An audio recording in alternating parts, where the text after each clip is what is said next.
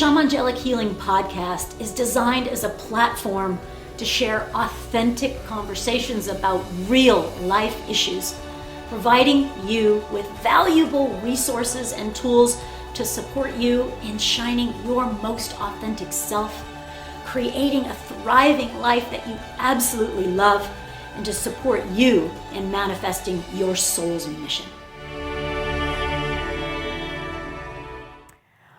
Welcome to this episode of the Shamangelic Healing podcast. I'm so excited to dive into exploring with you and my guest, Alyson Charles, who is a phenomenal medicine woman. This is a whole soul sister. I know if you follow me and you like this podcast, you are going to love her as well.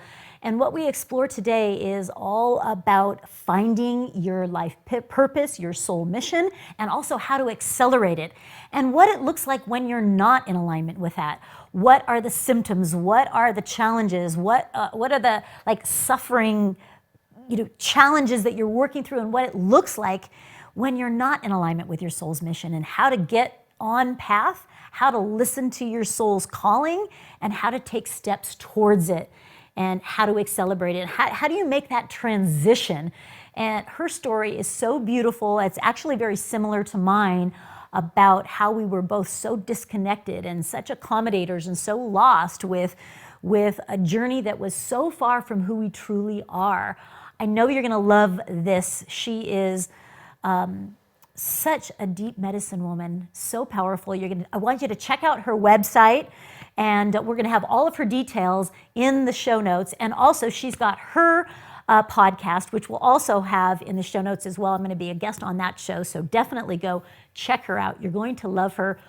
Two things that we want to offer to you today, because we talk about manifestation and stepping into your soul mission. I want to give you a free quantum meditation, quantum manifestation meditation. So that's going to be your free gift today. And also, because we talk about clear boundaries and need to have clear boundaries, we're going to give you a discount on the Clear Boundaries course so that you can really individuate from those things that aren't in alignment or that are holding you back, so that you can quantum leap into your life purpose with passion and commitment. So let's dive into this beautiful podcast with my dear soul sister, Alyson Charles. Welcome to the Shamangelic Healing podcast. So grateful to have a beautiful shamaness soul sister here in Sedona, Alyson Charles, to dive into identifying and accelerating your life purpose and what gets in the way of that and why it's so important. So I am so grateful to have you here. It's just been such deep medicine, our souls. Yes. It's just been like, ooh. Yes, deep medicine, I think, is the best way to put it. And it's been that way for me, as you know, as I shared with you the other day, since I landed on these very potent sacred grounds. And then in spending time with you and, being medicine woman sister to medicine woman sister, it's very rich traversing. Yeah. It's beautiful.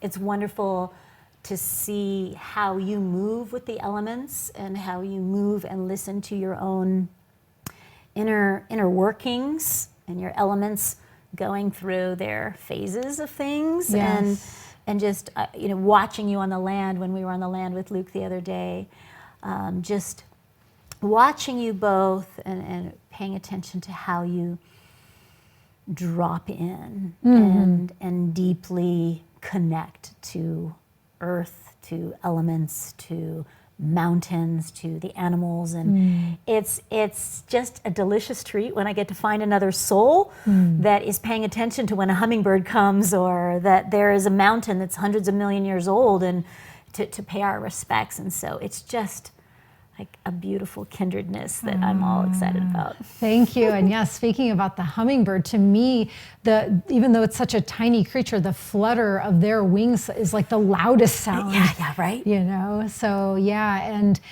I just think it's been a really important turning point for me. I'm so glad you brought up that you were witness to my dropping into the lands, because that was, along with our topic here today of being able to accelerate your soul calling, your soul purpose, really learning how to land and honor with the great potent medicine of Gaia, of Mother Earth, and of the elements was one of the biggest game-changing steps that I made. Yeah. So, yeah. Yeah. So let's talk about that, because we're going to talk about the acceleration when we're accelerating our life purpose, but I want to get on to our soul mission, and I want to identify when we're not in alignment with our soul's calling, when we haven't yet woken up to it, or we're on it and we're not honoring it. Correct. Or we're way off. Can you help to, we're laughing hysterically because we're both totally in it. We're flashing back to when we were doing those things. Right. And still, and it still works within us both too. We're both on our soul's mission as it keeps getting updated and refined. Yes. Can you identify, and let's both just kind of chat through, what are the symptoms of when you're not in alignment or not on path? I mean, the first word that's bubbling up, percolating up is suffering. I know that I was just, when I reflect back to my pre-awakening years, there just was a lot of anguish. Yeah. And the anguish was on very deep levels. And the more and more I grew up, and the more and more I was supposed to be aligning and not aligning with my truth, the confusion and inner pain and turmoil only became exacerbated. And it just creates, for me personally, a lot of my pre-awakening teachings came from being in a very unhealthy relationship. Right? So, and I know that happens to a lot of us. It's that heart medicine that will really take you for that big ride. Yeah. And I was allowing myself to be dishonored in so many different capacities. And that was another big turning point for me, was when I decided to take responsibility for that. And that happened after my awakening, of course, because my story is of a divine intervention and spiritual awakening moment that lifted the veil and obliterated the egoic shell and all of that. But when I really started to reflect back and get very real and honest with myself about how for almost 2 decades I allowed my physical body to be dishonored, I allowed my spirit and soul to be dishonored, I allowed my intuitive gifts to be dishonored. I mean, the list can go on and on and on. That was really big medicine for me. So suffering was the first word. So I want to get with identifying different types of suffering. Because when we're in that place of dishonoring, we don't know that that's what's happening. Like later in hindsight, we can realize, wow, I wasn't really respecting myself, or right. I was, staying in a relationship, a job, or a relationship with substance, or in some career, whatever it is, that's not in alignment, and that suffering looks like let's take it to another level of detail. So suffering. Can you, I'd love for you to name it, I'd love to name it, of what it looked like for me, and I'd love to hear, what form did that suffering take? So that people that are in that space, in any form, can begin to identify, I wonder if that's happening in my life. The word that's coming in now is jeopardizing. The suffering for me, in a lot of examples, looked like I was jeopardizing my enjoyment, the things that brought me passion, the things I wanted to do for making another person happy. So I was constantly cutting myself off from things that I was feeling a pull and a draw to do. So take, for example, I, for many years, was a hip hop radio show host. And yet, even though, that was one of the jobs, I was still very much drawn to metaphysics and spirituality. So I was the one that was booking the psychic readers for the show and all of that. And I remember one of the guests we had an online psychic course to open up, unlock your gifts. And I recall when I was living with my, and in that previous great teacher relationship, we'll call it, that I was in before, I wanted to do that course and I was so excited about it. And I could feel my then partner's trepidation and nervousness because, you know, it all makes sense, right? Well, if you're in a codependent, unhealthy, toxic relationship and one person is saying to the other, I want to do this thing that's going to open up my spiritual powers and truths and gifts, the other person, whether unconsciously or consciously, is not going to be thrilled about that because that means that's going to shift the structure and dynamics of the sickness. And so I remember upon sensing his displeasure and me expressing that I was going to lean into it, that I stopped taking the course. So did he even say anything, or it was just you anticipating he's going to judge it, he's not going to like it? Like, did you stop yourself before he even said anything? No, I was after. I said that I was excited about it, and it was the drop of his face. It was the drop of his energy. It was the sense of, oh my gosh, this person, he is not happy about this. I don't want to rock the boat because things get very tumultuous and can get very ugly when the boat is rocked. In order to keep things safe and calm, I better not go forward with it anymore. I think if I recall correctly, he asked a question. He was quite sly with things. And I think all he had to do to get me to cease operations was to ask, you know, something like, well, why would you want to do that? And that's all it took for me to say, well, you know, I guess I won't do what I want to do in order to keep this dynamic happy. So one form of suffering, what I'm hearing, and I can absolutely relate to everything you're saying, by the way, is playing small, holding yourself back. What I call this is like accommodator behavior. Playing the accommodator to either keep the peace or keep the relationship or keep the dynamic, keep status quo, keep everything calm, don't rock the boat. So I'm hearing one form of suffering is when you hold yourself back, or you're not following your intuition, or you're not following your true heart's desire, out of fear of judgment, whether it's with a partner or a boss or a sister or a colleague or a parent, you know, just in fear of their judgment, or they're not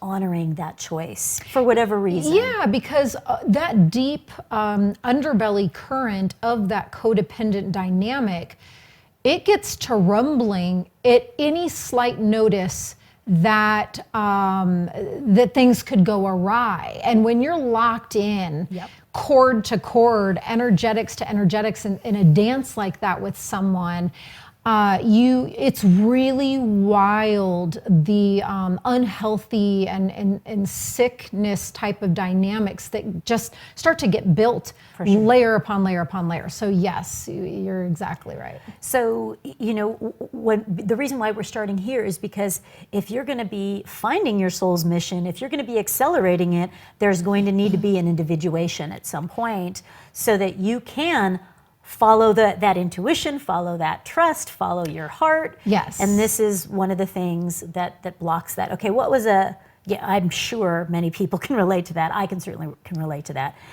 that playing small or keeping status quo. What is another form of suffering that you experienced when you weren't in alignment with your path? Well, the other thing is body intelligence. You know, when we're off course and off track, we are such magnificent divine beings in all capacities and all of these wondrous dimensions that our being and our helpers in the unseen realms will do a lot of things to attempt to course correct us. And my body was one of them. I was having a lot of autoimmune disorders. I was having, we must have similar trajectories. I'm laughing hysterically because it's like aligned. So funny. And also severe panic attacks. I mean, and you know, that there was a phase back those years ago where they were getting so severe that I was on medication for a short period of time because I just was struggling to find my way. And so, yeah, through the autoimmune and panic disorders, they were getting my attention, but the but the unhealthy dynamics were still squelching and overriding the attempted awakened healthy dynamics, which is why it culminated to me having that necessary divine intervention. But as we both know, that is not that's not a necessity. It doesn't have to go. If we just share our stories like this, and if we are willing to be brave and courageous inside and hearing others, because stories are medicine for everyone. Even every time I even hear myself recount things, I'm constantly learning too. And if something percolates up, if you're listening, if you're watching, and even just so far, if something's stirring in your solar plexus, if something's moving inside of you, please take notice of that. So there may be a playing small or a denying your passion. There may be a physical, your body physically communicating with some dis-ease, some disorder that is acknowledging something's out of alignment. Mm-hmm. There may be a need for or a leaning on of some medication that is helping with anxiety or depression or something of that nature, or to help the physical body deal with it's the physical expression of the misalignment. Yes. What else? Were there any other juicy? Oh my gosh, there's so many of them. I just think that this is so valuable because now we can start to identify these might be, clues that I might not be in alignment. Yeah, the other thing that just pinged in, I got the vision of, was if you're noticing that the environments and other relationships you're in you have to have the courage to be really honest with yourself. But when I look back also, at this particular time, I was working in television production for some really big shows. And the dynamics of that particular production company was such a sick dynamic too. So it was being reflected in all of these different ways. If I had the ability in that moment to really take a look and maybe even make a list, the people that I'm around the most, the people that I have relationships with, the work environment, my hobbies, the things I'm ingesting. Health. If I had categorized everything and been really honest with myself, they all skewed to very unhealthy to very highly toxic. Okay, so we're talking about potentially a career or a current job that is causing stress and anxiety, or it's not. It doesn't bring you joy. You loathe it. This is one of the things that so many of my clients will say, I hate this job, or I can't stand my body. And you look at the body postures and the HAT word, when that hate, I can't stand, and then fill in the blank. Whatever it is, whether it's my in-law, whether it's this career, whether it's this boss, and that's usually an indication we're in the wrong place, whether it's a relationship or a career, whatever, wrong place, wrong reason. Even hearing you say that, I was having to breathe it out because I remember that feeling, so I so relate. And the last little thing that I'll just tack on to that particular company, there was sexual harassment towards me, and I was not believed. And I actually, I did take a stand in honoring myself in the sense that I then chose to leave. This was a pretty high profile job in a high profile industry. And when I, reported what was happening and it was not believed, I did exit from that. And then the last little thing that I'll say is I then stayed in the industry though. I just went to a different production company and a different show. But it got to the point where, and this is so against my nature, 100%. I'm a Capricorn. I'm highly ambitious. I really give everything my all.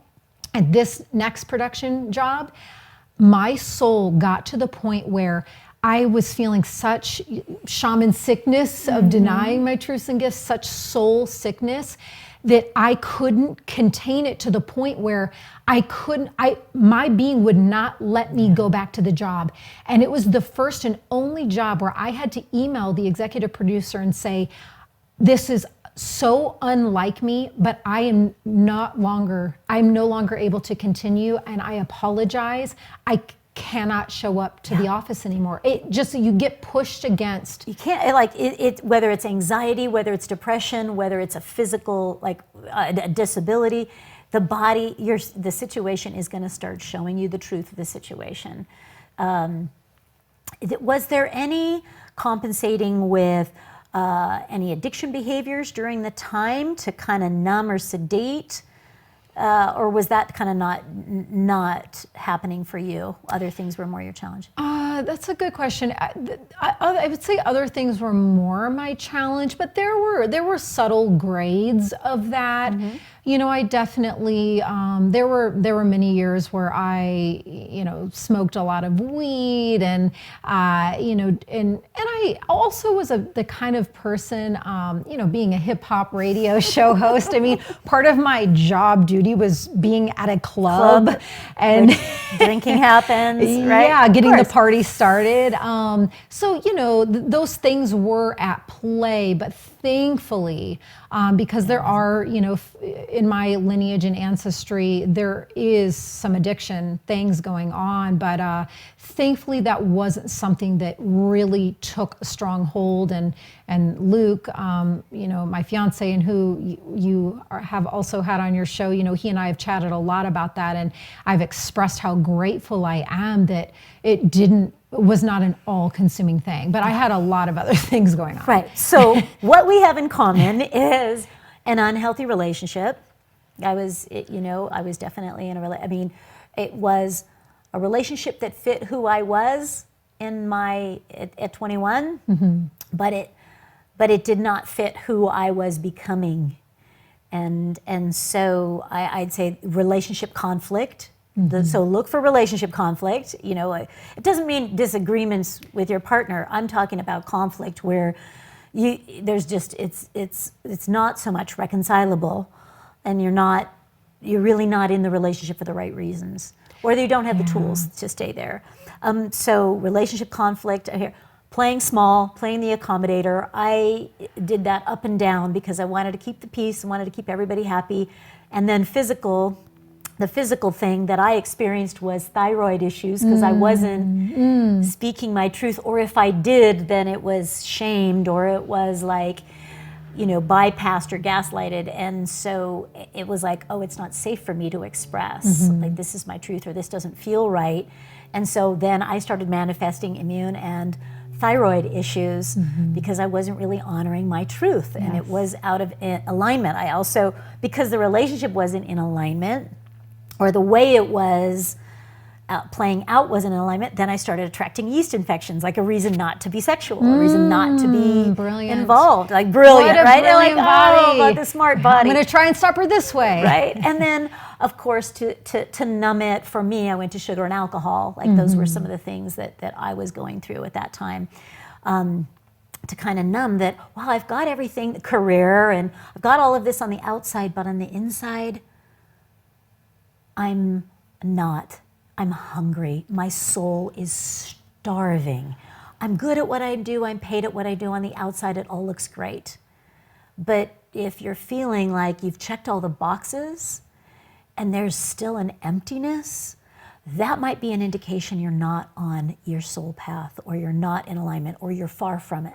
Yes. And you touched on something that I think is so important, and I love to talk about as much as I can because I am so well versed in both worlds. It's that external success, the external validation world versus the inner peace, inner alignment world. And yeah, just like you, I could check off the boxes. I had been a 2-time national champion athlete, and big time college athlete, Division I college coach, a hip hop radio host, a TV host, like all of these external spotlighty things where, for all intents and purposes, from the outside looking in, it's one of those stories of like, oh, she must have it all together. Mm-hmm. And I had deluded myself pretty darn well too. I also thought I had it pretty darn well all together. Because we're having success measures that aren't really in alignment with measuring our soul's truth. Yes. They're external success measures that really are not necessarily. So what I'm hearing is that we have these two parallel things, that that as we attract this lifestyle of, external validation and things that aren't in alignment, that what starts to percolate is the soul giving us clues, or the body, or giving us clues that something's not in alignment. And I want to acknowledge this disparity of, I'm feeling like I'm supposed to go this way, or this is really who I am, but I am deeply entrenched. Yes. I'm now the production manager. I'm married 10 years with 2 kids. Yes. I'm in this lifestyle where I have to actually drink to entertain my clients. That's my responsibility. And to keep this lifestyle the way it is, now we come to this crossroads of, what do I have to give up for something that I don't even know is real? Yes. I don't even know if it's true. I don't even know if I can sustain Am I myself. crazy?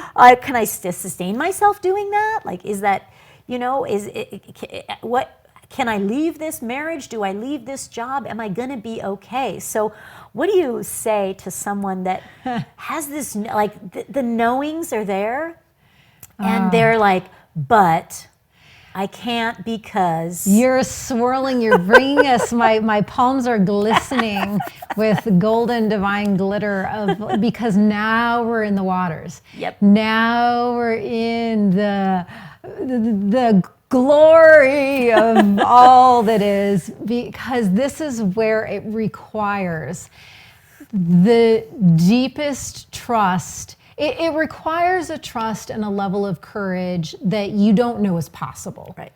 And then when you get to that level of trust and courage, then you have to go 10 layers deeper with it, and it keeps growing. And these are muscles, they get stronger and stronger and are continuously worked no matter how many years you're on the path. We're going through it now still. Yes. As we level up, as we both level up, Yes. and take another step of the journey of part of our life purpose, as our life purpose expands or clarifies or goes to another level of the unknown territory. Yes. Then any part of us that is still attached to something not in alignment, or to a lifestyle or a group of people or a certain thing that isn't in alignment with who we're becoming, Yes. starts to raise to the surface to be transmuted. And that's a lot of what has been going on for me here in Sedona. I see that with you, sister. And the really beautiful thing, I think the most succinct nugget that I can share around this exact topic, that's one of my favorites, is you have to trust that when you're up in the beautiful ethers and devising your soul contract, and you're looking back at your previous 6,000 lifetimes, and you're like, okay, for this lifetime, in order to evolve in this way that I need, I'm going to have this kind of experience. Your highest self, sitting amongst all of the highest ascended masters and cosmic energies, you're all conjuring this beautiful earth walk experience together. And then you come down here, and if you, in that certain way, start to feel a tug, start to hear a whisper, start to feel a pull, the reason you can trust it, it's because it was devised by the highest of high of yourself. And if that tug and that pull is devised by your highest self, you then can trust and equate in knowing that all of the next highest pieces will absolutely rush in to build around that courageous, bold move that you took to get in more alignment. Everything else that is then in higher alignment to support you staying there and also continuing to rise will come rushing in. Yeah. And then the next courageous step. And so the last little flow that wants to come out around this is, I say this all the time, they don't call it the hero's journey for nothing. It requires the hero in us to become fully activated and fully alive. And another one of my favorite quotes is, truth is a pathless land. So our truth, our highest potential, our highest divine path, it is in the world that is unseen. Yeah. Right? Because this isn't, we're not saying we're saying our soul mission. Yes. right? Not our ego's mission. Correct. So I love that you are saying, hey, this has already been pre-aligned. Your asleepness right now, your disillusion, your disconnection with your truth, your purpose, is the asleepness that you're experiencing right now, the suffering that you're experiencing right now that we talked about or identified, any parts of us that are going through that suffering, is also part of it. And this is where it feels like there is this choice to spend more time with our higher self, our spiritual counsel, our inner knowing, and step away from the busyness, from the career, from the relationship, from the clients, the children, to step away and to spend more time in that stillness so we can reconnect to that remembering. And we can reconnect to spark that little, that will turn into a flame. Yes. Because there's this fire inside that we all know. Yes. There's this fire inside, or if that wasn't true, you wouldn't be listening right now. So you would have never found this podcast. You would never follow either one of us if there wasn't some inclination that there was a higher life purpose here for you. And that it feels like leaning into that remembering requires a spiritual practice to begin. Yes. A quieting and develop, so that trust and courage that probably hasn't been there and has been totally asleep and completely sedated and ignored and oppressed. It has been tranquilized hardcore. Not only by everybody else and their judgments, but let's be honest, self-tranquilized, self-oppressed. Correct. That's what the one you have to check the most. Dishonored. Yes. When we're really honest about it, it's like, wait, I participated in my own oppression. Yes. Truth time. Because we can be in that dissolution of the victim of like, oh, it was all his fault. It was all the executive, the producer's fault. It was all my parents' fault, yada, yada. Not when you're on your soul path. Now you're starting to step into like the bigger perspective of, oh, I participated in that sedation. Cool. No judgment, just truth. I get to have self-compassion and self-forgiveness. But now there seems like in that moving towards that, a deeper spiritual connection and reaching towards a spiritual practice, a spiritual community, a tribe, a practice, something to anchor you into that knowing. Yes. You want to hear what I'm picking up on? Before when you were talking about, the anguish of, hating one's job, and I was having to, metabolize it out and breathe it out. And now as you're like talking about that shift into leaning into spiritual practices, I'm like beaming and I'm like, yay! And then that's home. It's home. And this is what, for any of you who are at, feeling these soul rumblings inside and at this, crossroads. Yes. This is what you will experience too. Everything gets a lot better. And the other thing is, I don't want to say that this stuff is easy. And I'm sure your listeners know from listening to you, you've definitely painted that picture and made that clear. It's like, I have done the deepest, scariest work of my life post-awakening, but it brings with it the most incredible, mind-blowing miracles and richness, and you start to learn to find the beauty in it all. But back to your previous question, yes, this is where you start to make the shift, and the key for me was being emphatic with surrender. That was your big word. That was my big word. Surrender. Yes. Which means, what I hear is your hands go up like this, is that I'm going to have to let go of some things. Yeah. I'm going to have to let go of some things. Surrender. And by some things, my entire life. Like everything. Yeah. Okay. Not everybody has to let go of everything. Correct. And sometimes we let go of one thing at a time. Yes. It depends on your journey. And sometimes it's a complete, obliteration. Dismantling. Yes.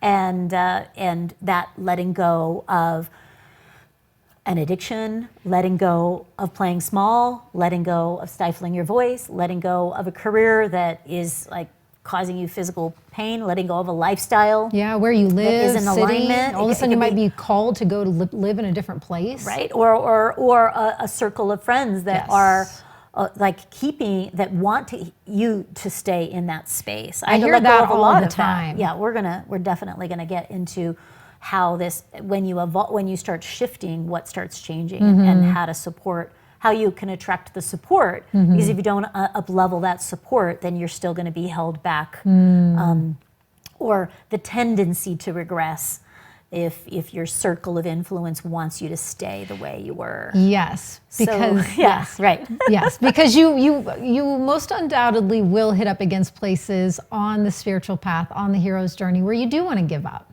And yeah. And so, I mean, I've had a number of times where I'm like, okay, tapping out. Need a break. Need a break. So I want to acknowledge when you said, hey, it's not easy.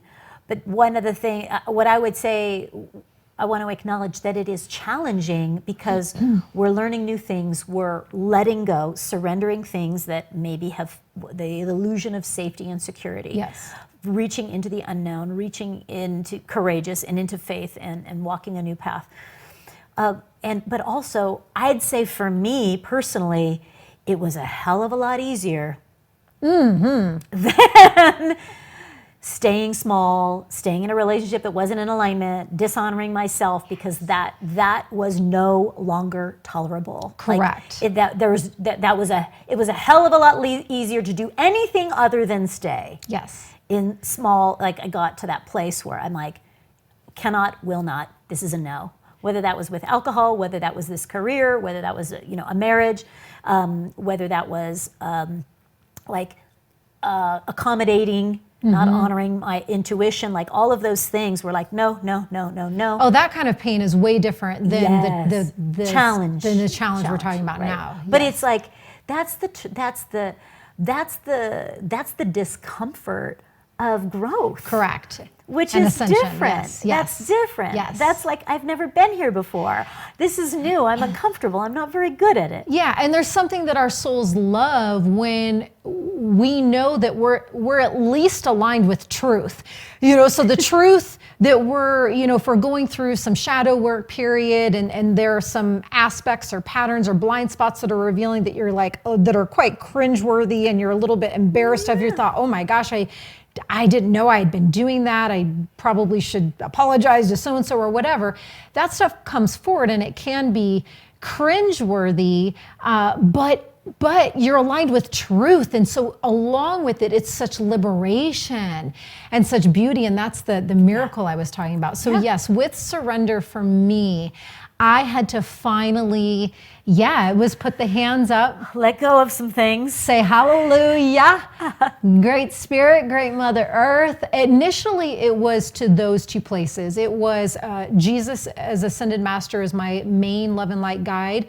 So it was an initial talk to Jesus, Great Spirit, and Great Mother Earth, saying, okay, once the veil got lifted, I'm not who I thought I was. The relationship is not what I thought it was. This whole earth life thing is not at all what I thought it was. Show me the way. And show me the way they did. And that's the beautiful thing that you can always trust in. Now, you will be required to take that first step. Great Spirit can't force you when they align you with a certain shaman or healer, that your soul is beckoning for to get that next piece of soul tending to that your being needs for where you're at. It will reveal, but then it's up to you to heed the call, take responsibility, and to say, I don't know why this woman keeps showing up in my life, why 3 people in the last 2 days have said her name, why it keeps being brought into my existence. I don't know what's going on here, but clearly I'm supposed to take note. Clearly I'm supposed to, let me just email this lady. It's that tiny little step in that opens up an entirely new world. Huge, huge, huge.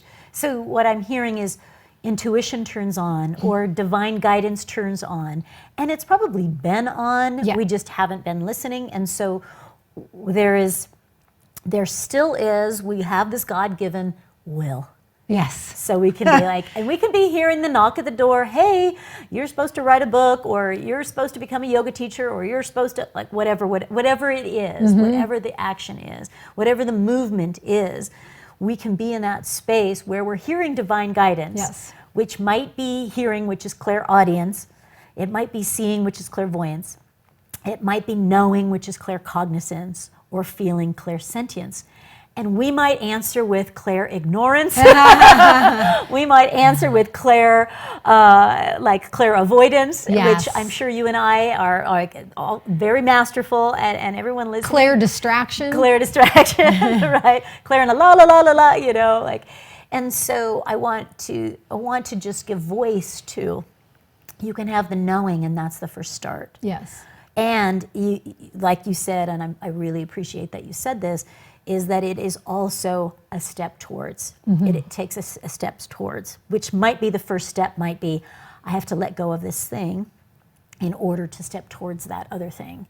Or I've got to say no before I can say yes. I've got to set a boundary, or I need to learn a skill that I don't currently have, or I need to put support in place. Yes. If you're leaving an abusive relationship, Yes. if you Yes. are leaving an unhealthy Yes. career dynamic, it's like, okay, what action do I need to take to build a place to land so I'm not going out of one fire into nothing? And so this is the faith that says, okay, God, creator, source, higher self, spirits, angels, ancestors, you insert here, show me the way. There's a level of not only surrendering of attachments to the way it was, but also surrendering to, I'm going to get some divine guidance, which might be in the form, like you said, of repetition. I keep hearing this person's name, or I keep hearing Sedona, or I keep hearing about this book. That is a divine communication. Absolutely. Just as is anxiety, just as is like a thyroid, diagnosis. These are all divine communications. And so along with that, this kind of inner knowing that begins, then it feels like there is a practice of inner listening. Let me spend time with divine creator source so that I can allow that in and pay attention to the signals and signs. And then, okay, spirit, creator, source, have my back and show me the next two steps. I always ask, what are the next two steps? Absolutely. So I don't get freaked out that you're at, please, Yes. a lot of times we'll get shut down, or we'll say no. We'll go in the clairavoidance, la la la la la, if we see too far in the future, Correct. or if the vision of our future self is too big and we can't digest it. That's why I ask, what are the next two steps? Because it feels that I can navigate those. And what support do I need to make those two steps? It might be, I need a coach, or I need a healer, or I need a book, or I need downtime. Oftentimes it's like the most unexpected things that will come in Right. too. Right? And to just trust, if you're feeling some weird, like out of the blue, which is really like out of the ethers, I just feel called to insert action here.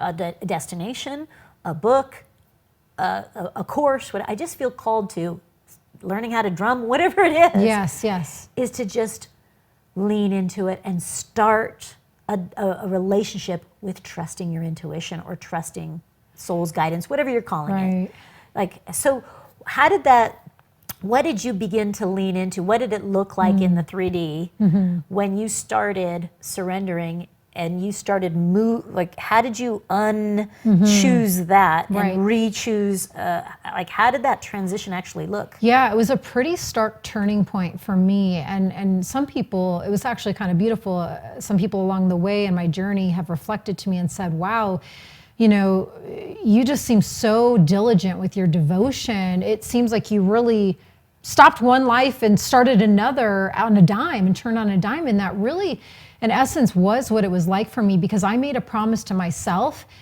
and to Great Spirit. I will heed the calls. I was so tired of suffering and so tired of that pain that we talked about that I was willing to do anything. So I really committed to being consciously aware. And it showed up. Before I had a conscious understanding that I'm a shaman, I was guided to shamans first. And I was just going to heal. I wasn't going to become one or do anything other than I need to heal.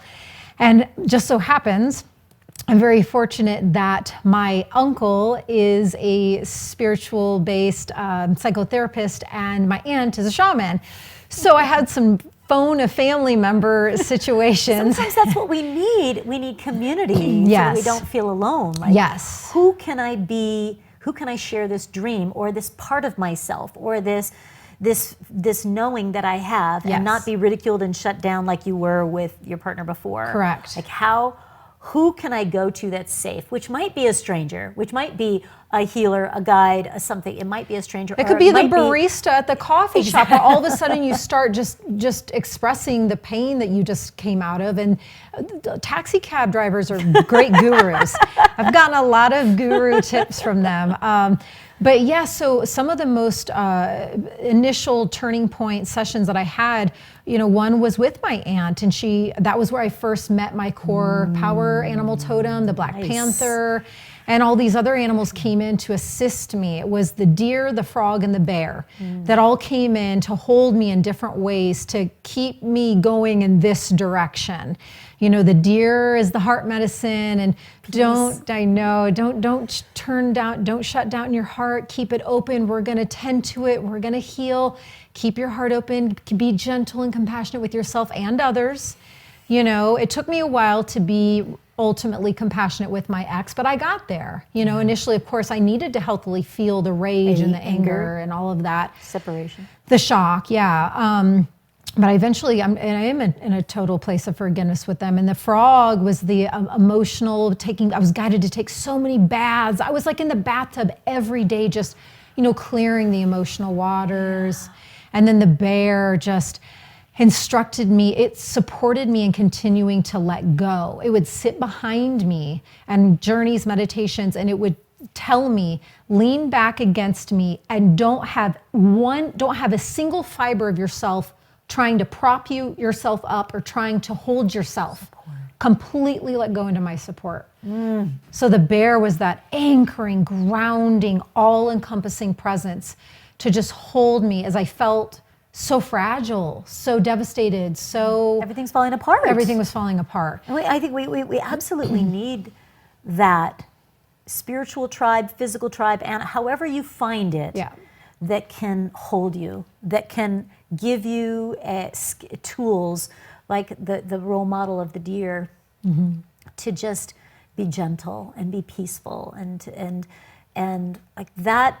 I love how animal spirits came to you during that time to play a role that maybe mother or father or the tribe was not capable of, or you didn't have those people in your life besides auntie and uncle that were in the 3D that could show up for you in a way to hold space, to be the divine mother, but also to to be held and to heal. And the frog, because the frog is also about leaping and like taking your transformation, and like you will, after this healing, after your time in the water, you will need to take a leap. You will need to, like the frog doesn't just sit on a lily pad. Like part of its medicine is when it's the right time and when I feel called, I'm going to very precisely land in the way I want to, where I want to, and when I want to. And sometimes we just sit and ribbit and just wait and listen and in the water and in the stillness until we're ready to make that leap. And this is I love that animal totem as part of the transformational journey for me, the one that when I went through my marital liberation, that was my catalyst. When I was like done, I was like there was a circumstance in my marriage, I'm like, and that's it, and she's out. And I just like every fiber of my being was just, there is no place of integrity for me to stay here.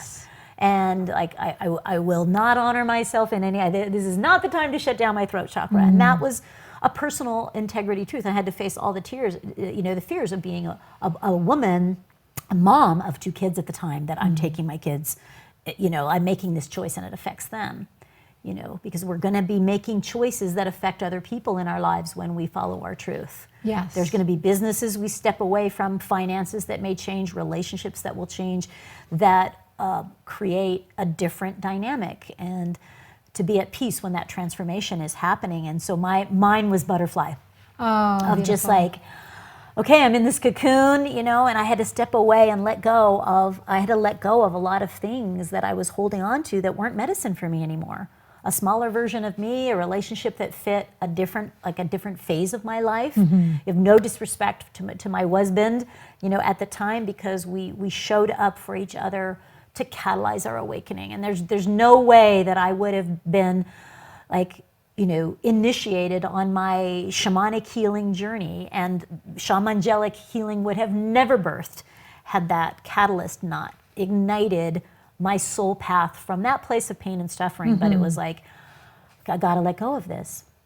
I gotta let go of this. And like you went to a shaman and you went to your aunt and your uncle, like I went to a shamanic healer as well, because I had rage to get rid of. Yeah. Like before we can go on to our soul path, there's that listening, and there's also the unraveling of the chaos and the mess of the life that we're currently in that doesn't fit us. Correct. And there's probably some emotional, energetic residue that needs to be cleared before you can step forward in your soul mission or your life purpose in a clean way. Yeah, and like you touched on earlier, taking responsibility. That's a must. Yeah. In order to truly make the shift and get in alignment with your soul's calling and soul's path and be embodiment of your true whole divine power, you have to look at your lane and look at why.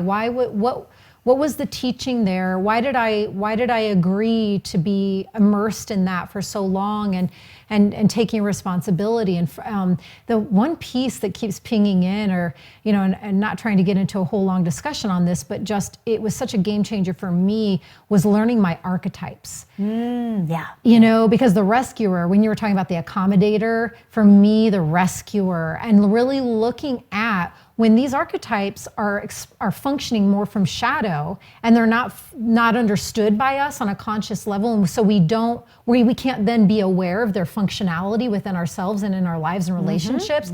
They have more of a tendency of operating from the shadow. So for me, with the rescuer, that was how I was cutting myself off and playing small and suppressing my spiritual gifts and calling, was to rescue the other. And so I resisted that archetype tooth and nail. When I worked with a practitioner on discovering mine, that card kept turning over and I kept, no, that doesn't resonate. Bypass. Yeah, I don't think, that really, all these speak to me, but that one doesn't. And finally, after hours, she said, you are the longest client session I've ever had in my life. And we got to the last card. There were still like 100 cards. And she's like, whatever the last card is, like, this is definitely, it was the rescuer again. I was like, no. This is part of the journey. Yes. To finding, not only to uncovering your life purpose, but also accelerating it, is you are going to need to face your shadow aspects, because they will show up even if you're doing, but I'm doing this great workout in the world, I'm planting trees and I'm helping the environment, and you will accommodate the trees at your own expense, your health, your relationships, your so whatever is in the way of you on your soul's mission and soul purpose, doing it in an aligned way, is going to keep showing up. It's going to show up again and again. And this is why both of us are continuing to look at what keeps coming up as we are continuing to walk our soul's mission and our life purpose, is like, this thing around money, or this thing about accommodating a client before my day off, or this thing about integrity, or whatever it is that is still having its roots in there. You may go to a certain level of awakening with it, and then when you go to grow, anything that isn't in alignment with it, the next level of dissolving is, or forgiveness, or self-respect, or integrity, or boundaries, whatever, is going to have to be looked at again before you go to that next level of evolution. So I really appreciate that you brought to the table. So did that catalyze for you when you started waking up and saying, I'm all in, I'm committed, and you prioritized it and shift your spiritual practice as being important to you? And then was there also like personal development and tools and things that you were learning? Yes. Relentlessly. Yes. Yeah, right? I mean, nonstop. And that's a beautiful thing, that we keep touching on. It's like these continuation thread in our whole discussion, is that the work never ends. and it's the path of infinite evolution. Right.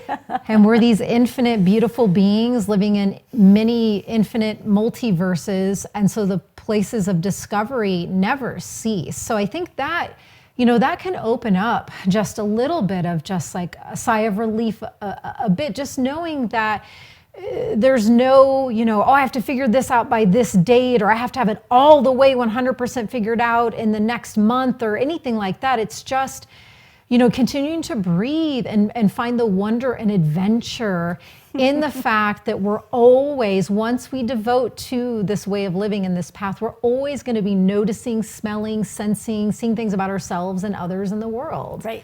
And that's part of the journey. Yeah. So what does it look like when we've identified what it looks like when you're not. What does it look and feel like when you are like walking that path of your soul's mission? What does it feel like? What happens? Oof, man, so much. I know, right? It's so juicy, right? It is. It's so juicy. What happens is, man, so many things came rushing in at once. Let me find what was wanting to come in. Well, initially what can happen is humility. That for me, really in the beginning stages especially, were some of the most potent spiritual initiations and rites of passage that I had. It came to just continuing to obliterate more ego. Yeah.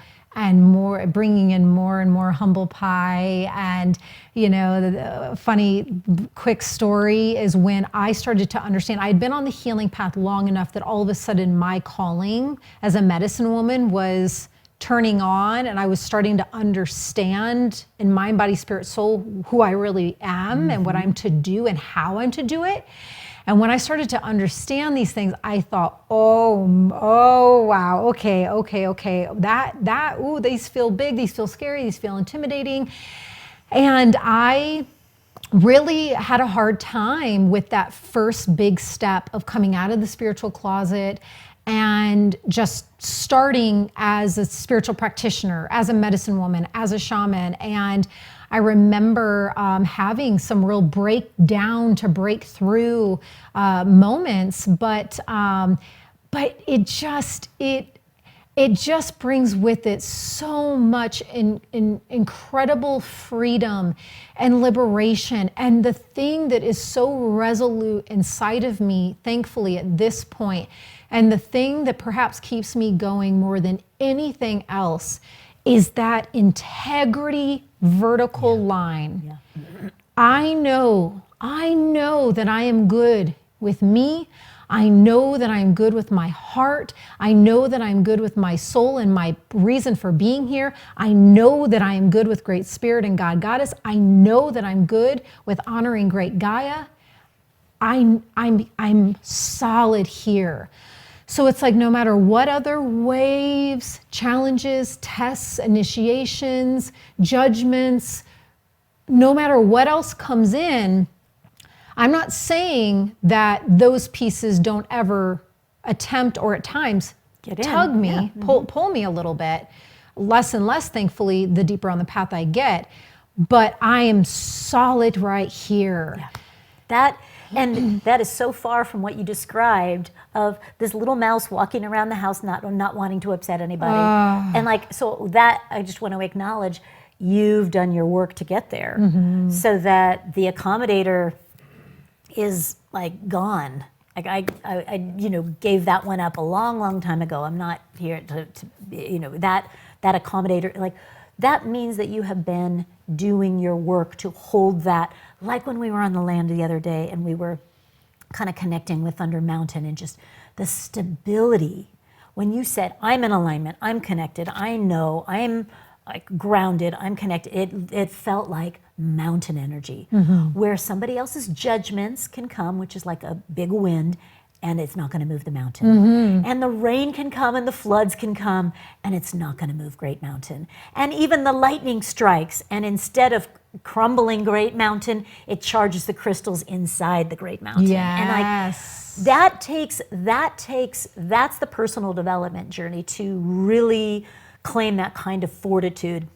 Because being on your soul mission, as you start taking those steps, of course, the self-doubt is going to come up. Of course, am I going to fail is going to come up. Of course, the what will people think of me is going to come up for you to meet. Are those going to be pulling me off my center? Correct. I'm going to have to surrender attachment to my mother's judgments, or I'm going to have to surrender letting go of this client if they aren't in alignment, or attachment to the money in order to be like, I'd rather have the right client than attachment to the money, whatever it is. Like, you're going to face anything that's in the way. But when you keep coming home to that internal fortitude, the resolve amplifies. Every time. Every time. Without fail. And if there is something in the way of it, guess what? It's going to come up here and it's going to show itself to you. And back to the humbleness that says, oh, I'm being humbly shown that my ego's still attached here, or there's still a thread of finance fear, or People whatever pleasing. it is, whatever, you name it, that is in the way of your life purpose, or a fear of failure, or whatever it is. Because as you grow on the life purpose, those things are going to keep inviting you to refine and deepen your resolve, which will amplify your spiritual practices for sure. I feel like I have to, things that I used to collect as tools right now with the times right now, it's not like, oh, every once in a while I reach into my medicine bag for that. It's like every tool, every resource, every practice is needing to be used like simultaneous all times every day. Yes, I agree. And it's just like you're going to collect these tools along the way. And so I'm hearing that when you're on your soul's mission, when you're on your life purpose, it doesn't mean you're not still experiencing challenges, but there's an inner resolve that doesn't change. Yes, you are resolute. And I think that, it's healthy to a certain degree. And this is where it's like, really fine lines and a fine dance. But I think on the spiritual path, especially if you are a spiritual practitioner, I think questioning is healthy, right? Integrity checks. And when things do come in, I've done so many exhaustive integrity checks for so many years at this point, I'm good there. But for a long time, when scrutiny or judgment would come in, I would say, what is here to examine? Yeah, get curious. Yeah. Get curious. Asking questions is healthy, but as long as it's not, for your own demise, and it's not going to then, take you off the path. Right. That level of inquiry, and get curious and ask questions. So when I get triggered, or when something doesn't feel right, it's not, that isn't green light, keep going. It's pause. Like when things all went upside down with COVID, it's like, I'm not making any decisions right now. Correct. I need to pause. Like everything just got turned around. Let me get right, because like pretty off center right now. So let me throw my tantrum. Let me get curious. What needs to shift? What needs to change? What isn't in alignment right now? Yes. And I think that I love the question things. And one of the questions that I like to ask, does this still fit? Do I still love this? And does it bring me great joy? Is it leaking my energy or giving my energy? Like, I love asking questions like that. I also love asking, is this sustainable? The way I've structured the business, the way I'm doing my time, the way I'm working my finances, is it sustainable? Right. If I'm on my soul passion and it lights me up, then we're going to be looking at refinements of how it's structured and what it needs to change and evolve as you change and evolve. Or something's gone through its life cycle and you might need to say, I don't offer that kind of session anymore, or I want to start writing a book, right, like you're doing now. Right. And so it might be some adjustments, which doesn't mean you're not on your soul path. It's just, it's a continual refinement. Right, because some beautiful things can enter in, and those sacred pauses. Yes. When I reflect back, the pauses have been perhaps the most powerful activation times of my life. That's where inspiration comes in. Yeah, I was really instructed about 3 years ago to stop all live events, all talks, all the ways in which I was making a living. Yeah. And being a outward facing shaman, I was told to cease. And I said, okay, I live by the calls. However, I'm going to need you all to swoop in real quick and show me the way. And they did, but I really heeded the call and truly cleared my entire calendar, and any inquiries that would come in, I said no to. And what birthed out of that time was some unexpected. I have a background in advertising and PR, and I launched Shamanic PR. So I was helping in this pause period. I was able to feel so inspired and empowered by getting other healers PR and getting them out in the spotlight. While I, for the first time in my life, was out of the spotlight, I was getting them in it. And so Shamanic PR birth, and also my online courses, Third Eye Certified, Soul Reboot Spirit School, all these really cool things that if you just keep going in the repetition, you can miss all these really cool brand offerings that want to birth through you. Well, and inspiration is just to let spirit in, to give that space, Yes. to be like, is this still in alignment? Is there anything that needs to be adjusted? And especially when there is some form of dissonance, going back to the suffering, the clues that we identified like at the beginning of this conversation, if there's a physical thing, if there's an emotional thing, if there is like a inner knowing or a tug or a pull, if there is some chaos somewhere, get curious about it. Go get curious about it. It might be it's time for me to take a break. It might be ending. There might be something new wanting to birth. I love the pause period, because that's where we also get to hear divine spirit and allow the new seeds to drop in. Right. Or new confirmations. Yes, go this way and here's some more ideas.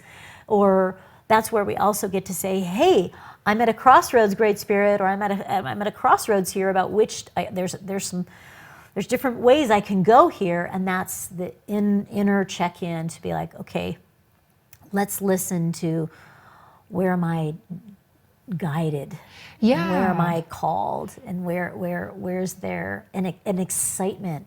And that's the beautiful dance of surrender, because, being devoted to the spiritual path, we are vessels and instruments for divine, for Great Spirit to work through us. So we want to be able, in our light grids and our chakras and all of our illumined body, we want to open that invitation for Great Spirit, Great Mother, whoever it is you work with, to drop that in, so that we can be in service of birthing the new world that wants to be born through us, by us, from source.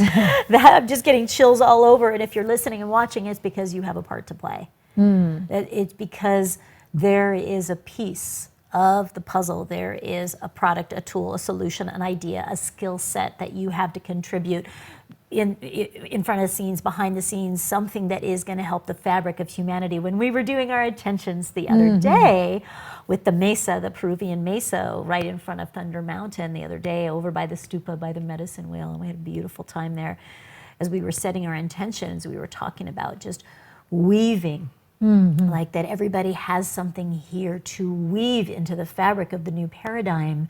And that may mean acknowledging that some suffering is an indication that that's not it, and listening to that intuition that there is something else that you have, to make that courageous action, to get support, to get the tools to do your personal development work, and take courageous action. Amen. Yeah. Is there any other advice that you would like to add, or any accelerators, or anything like, hey, just remember when you're walking this path, what can you... Oh my gosh, so much. Yeah, right? Let's see what. One tiny little nugget. This is just a small one. Then I feel like one or two other ones are wanting to pop in. But this other lovely medicine woman, in a chat I had with her recently, it was this little tip, and it goes along with what we were just chatting about questions, being curious and asking questions. And I think this tip is so helpful. It's discerning when to observe and when to absorb, right? So if there are people on the outside questioning your new life trajectory or whatever it is, how you do your shamanic work, how you eat your carrots, whatever it is, taking that pause and then in alignment with honesty and integrity, asking yourself, how much inquiry should be done here? Is this something that I should just be in observance of? Is this person in their own shadow, in their own trigger? And is it more about their medicine and their work? Or is there something for me to really invite in here to more absorb versus observe and really take in and invite in as medicine for myself? So I just love those two words. It was really helpful for me. That's lovely, because it may not be mine or it may not be important. And other times, if this keeps showing up, if it's creating irritation, if it's creating suffering, or I keep getting lit up, or there's a repetition, maybe that's something to sit with and invite in. I love that. I like this. The stupa that we were at is called Amitabha, which is this openness. And one of my spiritual teachers said, "Be Amitabha Omyodofu," which means, this was passed to me verbally. Amitabha is like this openness, like be open, which is the feminine hand, open, listening, observant. And then the masculine, Omyodofu, is this in alignment? This is more masculine, this is more discernment. Is it truth? Is it mine? Is it time? Is it a yes? Is this over? Is it beginning? And Love this that. masculine energy that says it's time for truth and it's time for action, it's time for discernment. And it's wonderful to be opening, because if we're closed, we don't let in ideas, we don't let in reflection, advice, support. And if we're not discerning, we let it all in as truth, and maybe somebody else's opinion isn't truth. Or maybe an invitation from spirit, we might be like, oh, okay, yes, I just need to push the snooze button on that for just a little until I get this thing, and then I'll be ready for that. Just that discernment of, wait, maybe this isn't even mine, or maybe I'm not being in integrity. And I love that. This is our episode. This is it. That's the mudra. And the open hand, the feminine hand, goes right over the dantian. It goes right beneath the belly button, and it's just way down here in that second chakra of being open to the feels, and the masculine hand is actually right here over the heart and touching into the solar plexus of is this in divine alignment? Yes. And so I think these are both great ideas as far as the acceleration of your life path and your life, purpose, and your soul mission is that keep listening, keep asking for divine guidance. And the other thing I think that's very important that I imagine that both of us have gone through is that as you grow and evolve, and you will, your tribe is going to keep changing. Your tribe is going to, and let it, and reach out for new tribe that aligns with who you're becoming and supports who you're becoming and supports your dreams manifesting, that are not threatened by it or judging it or want you to stay the way you were, but that are able and capable of, and this is why I call it tribe, is just that are able to really see the power within you, the light within you, and want it to shine. Yes, celebrate it, honor it, fan the flames. Absolutely. That's the best kind of community relationship medicine that you can have. Oh man, especially with the people in your most inner circle. And I'm so grateful. I'll give a shout out to Luke, my fiance. He is a genius. He is really masterful at just wanting nothing more than for me to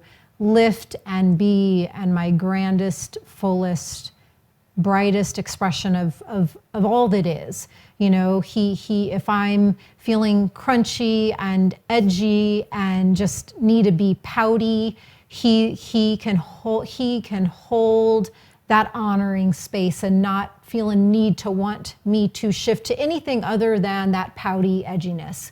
That passionate, big dreaming, calling towards something, which I just want to acknowledge how different that is, what you just described, than the relationship that you were in. That question, oh, you're going to do that? Why? that tone versus holding space for the part of you that is messy, the part of you that is passionate, the part of you that is a grand goddess, a grand goddess, a powerful medicine woman, and isn't intimidated by it, yes, wanting to shush it or wanting to control it or direct it. And so that's an invitation for all of us, that if your circle of, who you're spending most of your time with, that's probably an indication to up level. Yes. That's probably an indication to reach towards other tribe that are also honoring that. That doesn't mean we have to leave those relationships or that they're never in our life, but we spend more time with those, nurturing those relationships where we're safe and honored and celebrated. Correct.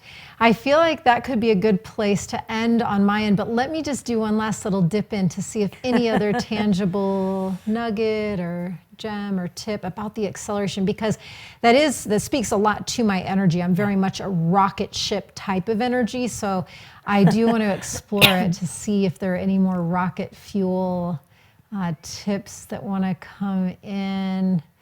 The last little thing I want to say is just about the balance, the balance of earth and sky, rock and star, which is where everyone's like, where does the name rock star shaman come from? It comes from that, the balance of rock, great mother earth, Gaia, and star, consciousness, source, great spirit, and just tuning in, do you need more La Luna energy? Do you need more Inti sun energy? Do you need, is fire beckoning to you? Do you need to lay on your back and just ground and release and send love to great mother earth and just feel the nourishment of her? Just tuning in and checking into what do you need to just be in wholeness and balance? Yeah. I love that you acknowledge the elements that, is it more fire? And some of us need more fire, some of us need more earth, some of us need more air, spiritual connection, and some of us need more of that water. You said, God, I just needed to be in the water. And so I love that, listening to that, maybe more feminine, yin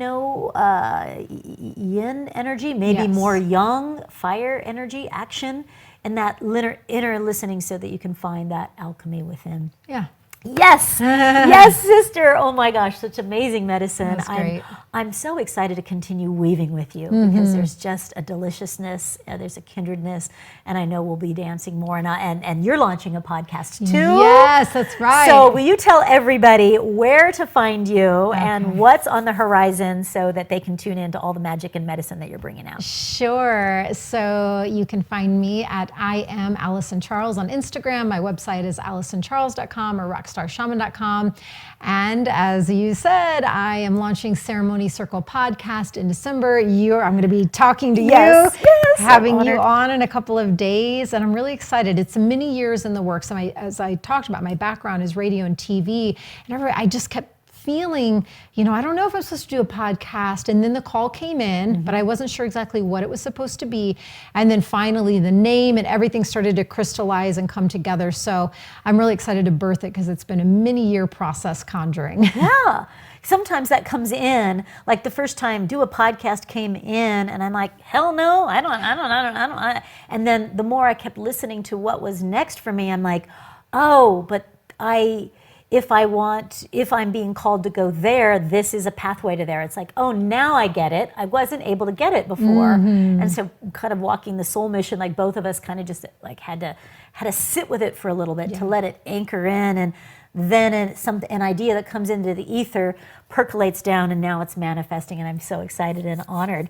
So absolutely, go check out Alyson's new podcast, going live, and follow her on socials. I'm sure you will find deep medicine in what the sister shares in your offerings and your courses and so forth. And so grateful for what you're bringing. And it's deep medicine that we're ready for and we need. Likewise. Thank you so much. Thank you. So you can find me, Anahata Stuff, on shamangelichealing.com here in Sedona. So if you are called to deep soulful medicine for healing and awakening, come here to Sedona, or there's all kinds of virtual things now, virtual shamangelic breathwork, virtual workshops, and virtual sessions. So if you need medicine here in Sedona, you can get that. If you need it online, you can get that too. And I just want to remind you that we have a free gift. And since we talked about kind of our soul path and soul mission, I want to gift a free guided visualization of quantum manifestation, like a manifestation of, like, as you see your higher self, as you see your future self, like how to see that, manifest that into reality. So we're going to give you a free quantum guided visualization to help you with manifestation. And also, since we talked about boundaries, I feel called to give a discount on our Clear Boundaries course. Amazing. So we really want to help you untangle from the enmeshed parts of you that are playing small or woven into somebody else's energy field that's not in alignment with you, and how to unmesh that and stand in your truth and still have compassion and presence for what somebody else is bringing and what their truth is, their emotions are, and how to create a delineation between what is not yours and what is yours. So that's all about Clear Boundaries. We will give you a discount on that course.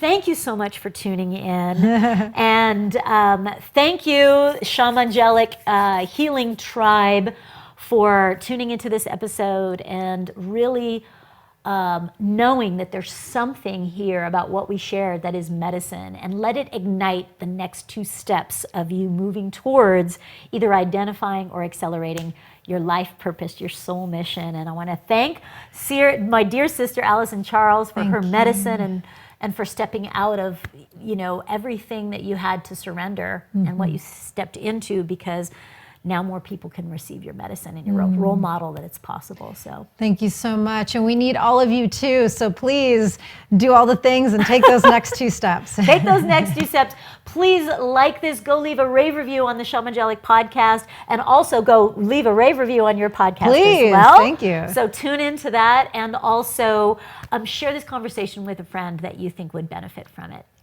Okay, next 2 steps. It's time to live on purpose. Love you.